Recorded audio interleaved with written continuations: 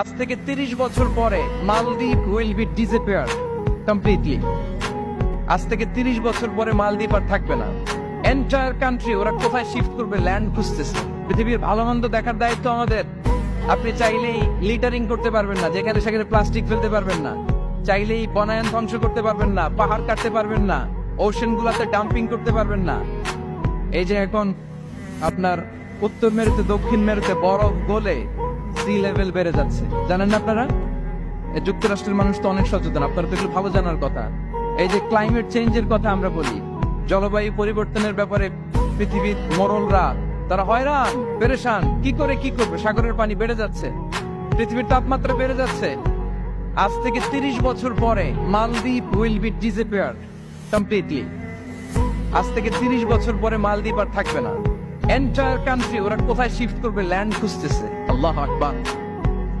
তাহলে এটা আমাদের দায়িত্ব। আমরা চাইলেই পৃথিবীর তাপমাত্রাকে উষ্ণ বানাতে পারি না, চাইলেই বন ধ্বংস করে দিতে পারি না, চাইলেই পৃথিবীর পরিবেশ নষ্ট করতে পারি না। It's our responsibility to keep this planet inhabitable. এই পৃথিবীকে আমাদের বাসযোগ্য করে রাখতে হবে। এটা হচ্ছে খলিফা কোরআনিক গাইডেন্স। আল্লাহু আকবার।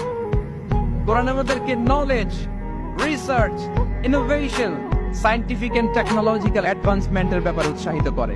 ইকরা বিসমি রাব্বিকাল্লাযী খালাক। Read in the name of your lord who has created.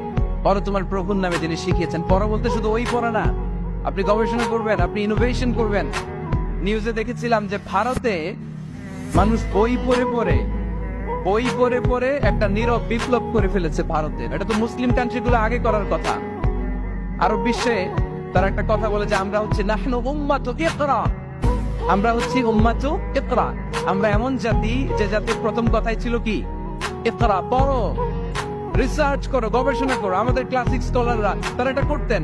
আমাদের আল বেরুনি ছিল, আল কিন্দি ছিল, জাবের ইবনে হাইয়ান ছিল, খাওয়ারিজমি ছিল। তারা গোটা বিশ্বকে চ্যালেঞ্জ করেছেন, তারা দেখিয়ে গিয়েছেন। এখন এটা এই নলেজ ট্রান্সফার করে ওয়েস্টের কাছে এসেছে, খুব ভালো। আবার আমাদের কাছে যাবে, আমরা শেয়ার করবো এটা। এই কোরআন নলেজ সিকিং এর ব্যাপারে, রিসার্চের ব্যাপারে, ইনোভেশনের ব্যাপারে আমাদেরকে উৎসাহিত করেছে। কোরআন মানুষকে মানুষ হিসেবে কনসিডার করতে বলে, মানুষকে মানুষ হিসেবে কনসিডার করতে বলে। কোরআন বলে মানুষে মানুষে ভাই ভাই। আপনারা শুনেছেন যে কাতারে যে ফিফা ওয়ার্ল্ড কাপটা হলো, একটা আয়াত তেলাওয়াত করে তারা ওয়ার্ল্ড কাপটার ইনগ্রেশন প্রোগ্রাম করেছে। আপনারা জানেন আয়াতটা কি ছিল? হ্যাঁ, ইয়া আইয়ুহান নাসু ইন্না খালাকনাকুম মিন যাকারিন ওয়া উনসা ওয়া জাআলনাকুম শুউবান ওয়া ক্বাবাইলা লিতাআরাফু। সুবহানাল্লাহ, কত পাওয়ারফুল মেসেজ। কোরআনিক গাইডেন্স আমাদেরকে কি শিখায় দেখেন। এই আয়াতটা addressed the entire human being regardless the colours, languages, এথনিসিটিস। সবাইকে বলেছে যে তোমাদের রুট এক, আমরা সবাই এক। ফ্রম অ্যাডাম এন্ড ইভ, আদম আলাইহিস সালাম, হাওয়া আলাইহিস সালাম, এইখান থেকে আমরা এসেছি। আস্তে আস্তে আস্তে আস্তে এই হিউম্যান জেনারেশন। তো কোরআন আমাদেরকে মানুষে ভাই হিসেবে কনসিডার করতে বলে। সম্মানিত ভাইরা, সর্বশেষ কথা হচ্ছে কোরআন যে গাইডেন্স আমাদের জন্য হাজির করে, এটা হচ্ছে the most upright guidance, the straight forward guidance. ইন্না হাযাল কুরআনা ইয়াহদি লিল্লাতী হিয়া আকওয়াম। এটা যে পথ দেখায়, এটা সিরাতুল মুস্তাকিম, এটা দ্য মোস্ট আপরাইট পাথ, এটা স্ট্রেট ফরওয়ার্ড পাথ। আমরা যেন সেই সিরাতুল মুস্তাকিমের পথে থাকি, আমরা যেন কোরআনের সাথে নিজেদের সম্পর্ককে আরো মজবুত করি। আল কোরআন দ্য গাইডেন্স ফর হিউম্যানিটি। এই কনভেনশন তখনই সার্থক হবে যখন আমরা শপথ নিতে পারবো যে আমরা কোরআনের সাথে সম্পর্ক, অ্যাটাচমেন্ট, এটা আরো গভীর থেকে গভীরতর করবো। কারণ কোরআন আমাদেরকে শুদ্ধাচার শিখায়, এটা হচ্ছে লাইফ ম্যানুয়াল। কোরআন আমাদেরকে সঠিক জীবন দর্শন শিখায়।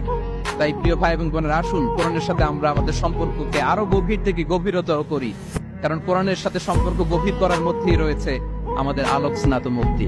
আল্লাহ তাআলা আমাদের সবাইকে কথাগুলো বোঝার ও আমল করার তৌফিক দান করুন।